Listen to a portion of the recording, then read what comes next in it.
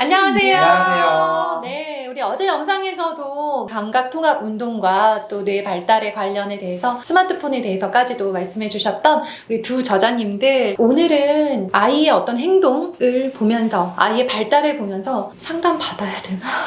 네. 치료 받아야 되나? 라는 고민을 하시는 어머님들이 굉장히 많으신 걸로 저는 알고 있어요. 그런데 이런 걸 어디 가서 여쭤보기가 그런 게 아이의 흠을 잡는 것 같은 느낌? 네. 아이의 약한 부분을 드러내는 것 같은 그런 고민도 있고, 제일 많이 겪는 게 뭐냐면 분명히 아이가 발달이 정상적이지 않은 것 같고 치료가 필요할 것 같은데 어쩌죠? 하면은 냅둬. 기다리면 다 잘 커. 왜 그렇게 너는 예민하니? 하면서 애미야 막 이런 이제 맞아요.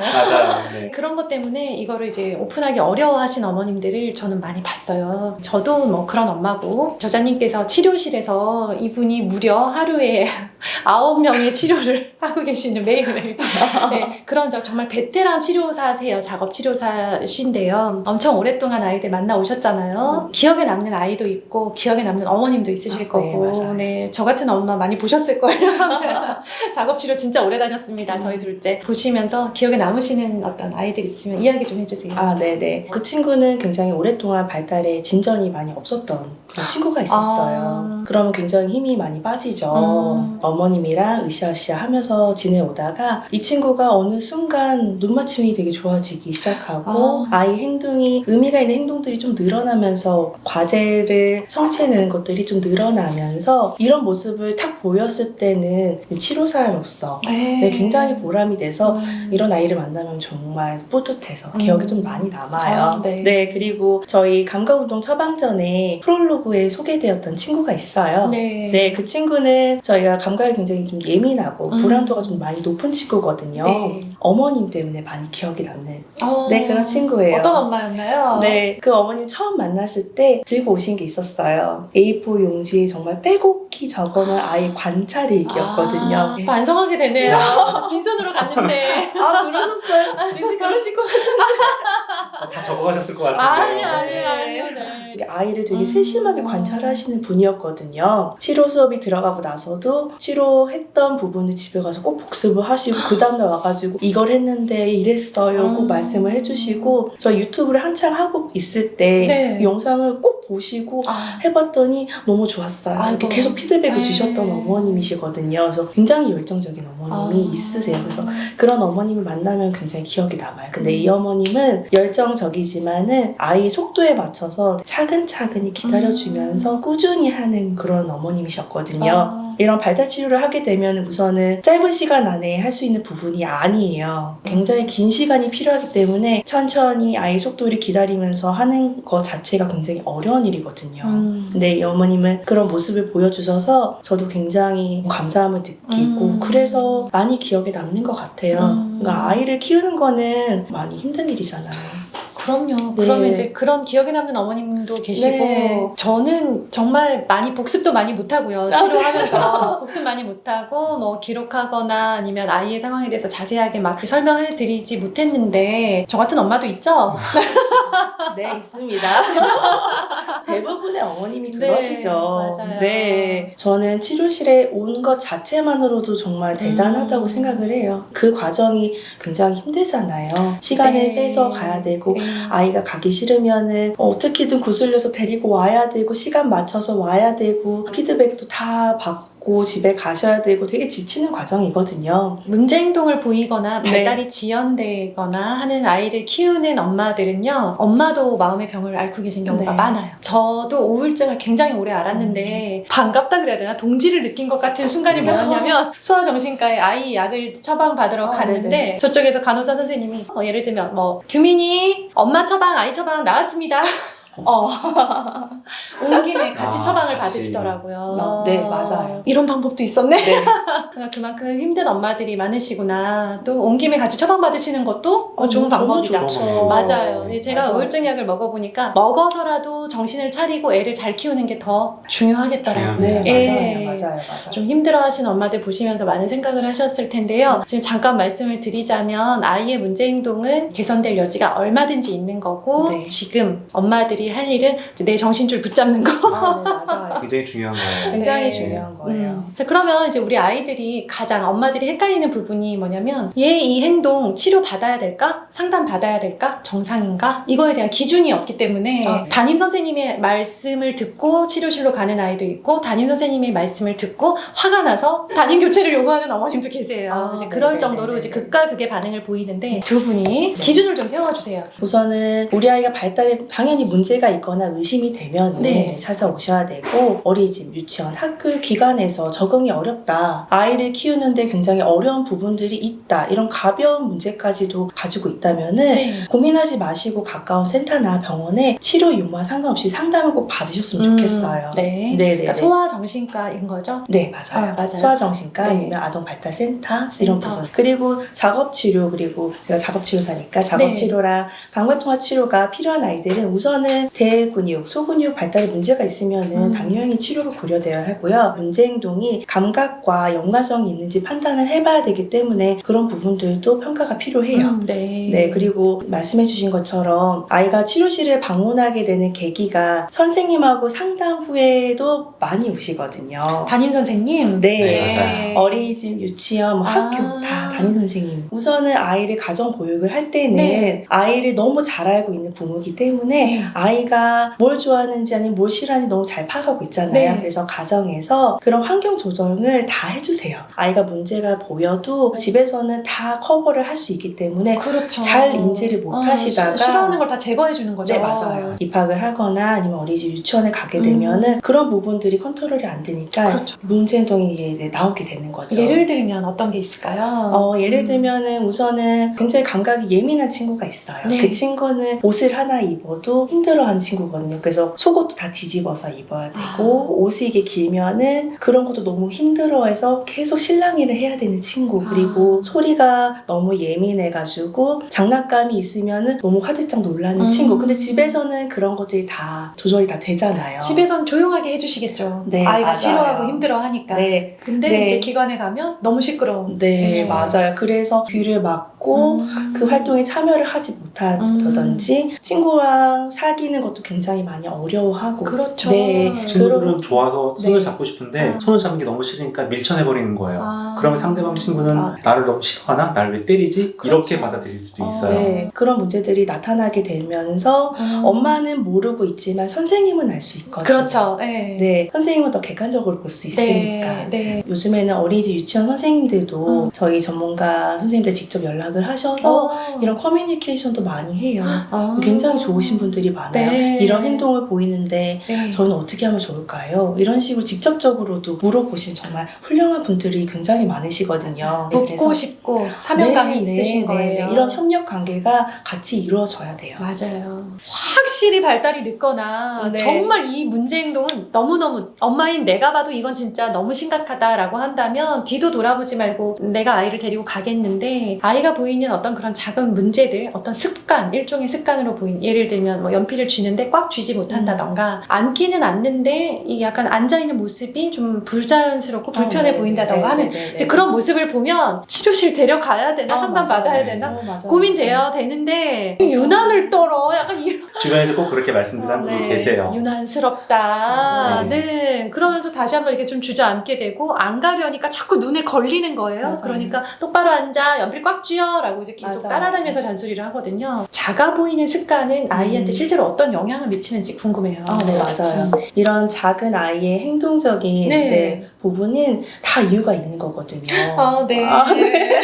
저희는 사람인지라 네. 완벽하지는 않잖아요. 그래서 어떤 나쁜 습관이나 감각적인 문제는 다 갖고 있어요. 우리도 싫어하는 음식도 있고요. 어른도 다 있죠. 네. 그렇죠. 네. 심지어 어른도 손톱 부러뜨는 사람 있어요. 네. 그리고 저도 마찬가지로 앞이 잘 글씨를 잘 못 네. 쓰고요. 앞에.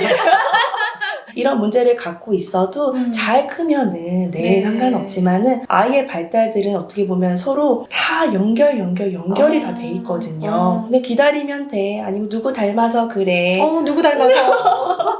기다리시는 건 조금 위험한 생각인 것 같아요. 네. 네. 그럼 그런 소소한 습관들도 작업 치료를 통해서 도움을 받을 수 있다는 건가요? 아, 네. 작업치료, 감각통합 진짜요? 치료로도 네, 어. 도움을 줄 수 있어요. 약간 부자연스러운 자세, W 자세라고도 말하는 게 있거든요. 아이에게 이렇게. 다리를 이렇게, 네. 이렇게 W 짜서 네. 네, 이렇게 앉는 자세가 네. 있어요. 이 W 자세는 아이의 발달과 성장에 그렇게 좋지 못한 자세이기는 해요.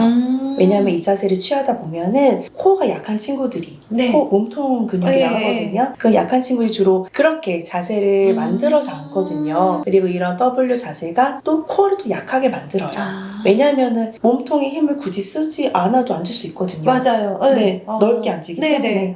네, 이 자세로 되게 오랫동안 앉았던 친구들은 뇌발달에도 솔직히 많은 영향을 좀 주거든요. 아이가 체중을 이동하면서 탐색 범위를 많이 넓혀야 되는데 그걸 좀 막고요. 손 움직임도 좀 제한이 생겨서 이런 뇌발달에도 부정적인 영향을 줄 수 있고 또 심지어 아이 다리가 변형이 될 수도 있어요. X자 모양으로 변형이 될 수 있을 정도로 작은 습관이지만 아이 발달에 큰 영향을 줄 수도 있어요.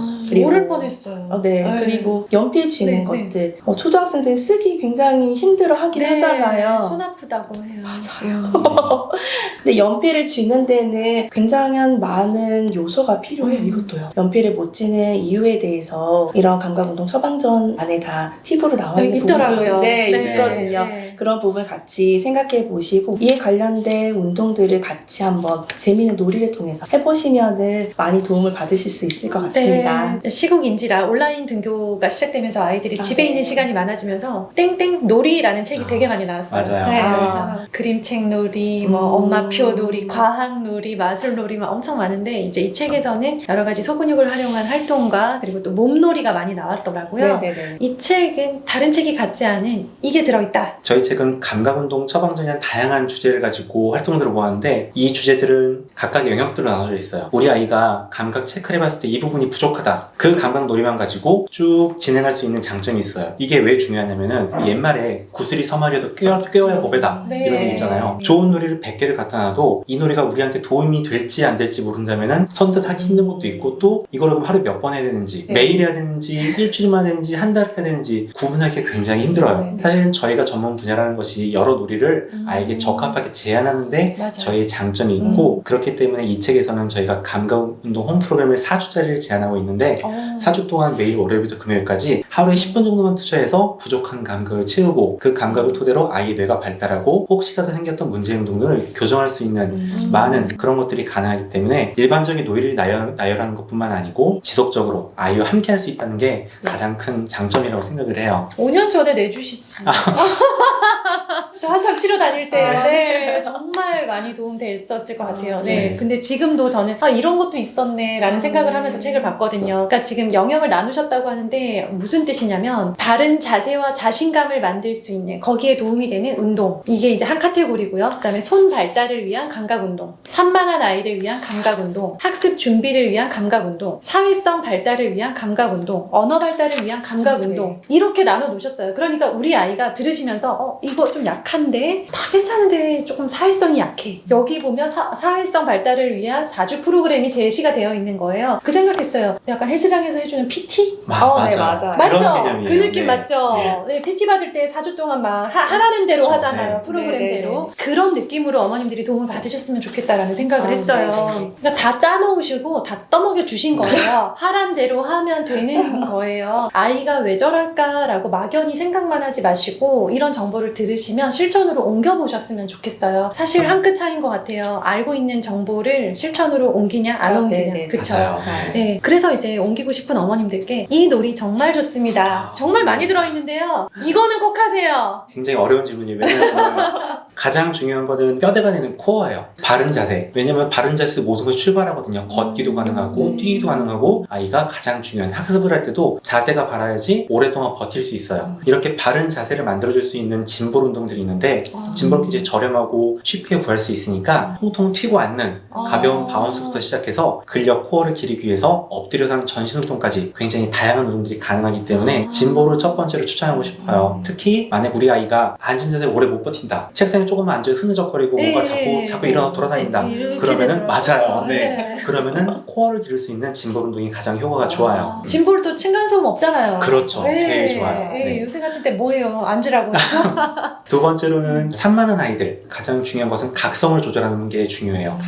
각성하면 뭔가 무슨 약을 먹어야 되나? 아니면 무슨 각성제 이렇게 부정적인 생각을 하실 수 있는데 각성이란 거는 우리가 이렇게 말을 하고 이야기를 듣고 모든 생활에서 적절하게 조절되는 뇌에서 조절하는 건데 이런 각성을 조절하는 감각은 오감과 다르게 고유수용성 감각이라는 부분이 있는데 자 어려운 얘기는 필요 없어요. 그럼 어떻게 해야 되냐? 엄마와 함께 벽을 민다든지 수건으로 줄다리기 한다든지 이걸로도 각성이 조절이 돼요. 각성이 높다라는 건 자극이 들어왔을 때 강하게 반응하신다는 거 맞나요? 네, 맞아요. 근데 이게 이런 몸을 통해서 조절이 된다고요? 네. 와 진짜 신기하다. 네, 흔히 말하는 아이의 기운을 빼놓는다 이렇게 말씀하시는 분도 계시는데 이렇게 각성을 조절하는 거는 결국 감각통합에서 말하는 고유수용성 감각을 입력해서 각성을 낮추면 아이들의 집중력이 향상될 수 있어요.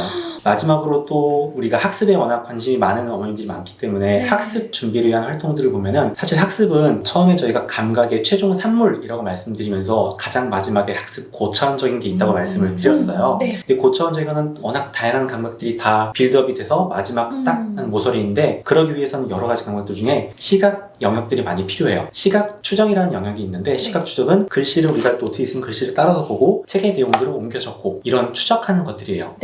이런 것들을 평소에 연습하려면 굉장히 간단해요. 천장에다가 실을 연결해서 풍선 하나 매달아 놓고 움직이는 풍선을 아이가 눈으로 보면서 따라하면서 치는 거예요. 마치 펀칭볼을 하듯이. 정말 간단하죠. 그런데 이런 활동들이 시각 추적 활동에 도움이 돼요. 또 다른 방법으로는 집에 남는 택배 상자 반을 자르고 구멍 하나 뚫어놔요. 그리고 탁구공을 막 부어놓고 아이가 탁구공을 흔들어서 잘 떨어지도록 눈으로 탁구공을 쫓아가면서 시각 추적 능력을 기를 수가 있어요. 자, 이런 놀이가 학습에 도움이 된다고 라고 생각하실 수 있는데 이런 놀이가 바로 학습에 도움이 되고 감각이 통합되는 놀이들이에요. 그래서 각 영역마다 체크가 되면은 그 영역에 맞는 놀이만 하면 아이가 나머지는 퍼즐이 맞춰지는 거예요. 마지막 한 조각이 없어서 못 올라갔던 데를 올라갈 수 있게 되는 거죠. 저 소름 돋았어요. 진짜로. 왜 책을 잘 못 읽는 아이들 있잖아요. 맞아요. 눈이 글자를 이렇게 따라가지 못하는 거예요. 맞아요. 가야 되는데. 근데 그런 아이들한테 책을 빨리 읽어라고 강요할 게 아니라 풍선의 움직임부터 따라갈 수 있게 해줘야 되는 거잖아요. 그게 얘가 책을 읽을 수 있는 준비 운동이 되어주는 거잖아요. 그렇죠. 근데 우리는 이걸 생각을 못해요. 이래서 전문가이신 거예요. 탁구공도 저는 너무 놀랐어요. 재밌어요. 너무 쉽고 재미있는 활동이고 아이가 계속 그걸 따라갈 수 있게 해줄 그거 어려운 일 아닌데. 그렇죠. 택배 상자 많아요. 저희 집도 많아요. 증정 이벤트 중이니까 신청하셔서 당첨의 행복도 느끼셨으면 좋겠습니다. 두 분 오늘 오셔서 이렇게 좋은 말씀 나눠주셨고요. 나중에 또 봬요. 제가 두 분께 더 궁금한 게 많아서 다시 한번 좀 뵈야 될 것 같습니다. 저 영광입니다. 영광입니다. 감사드리고요. 오늘 우리 어머님들 많이 도움되셨으면 좋겠습니다. 감사합니다. 감사합니다. 안녕히 계세요.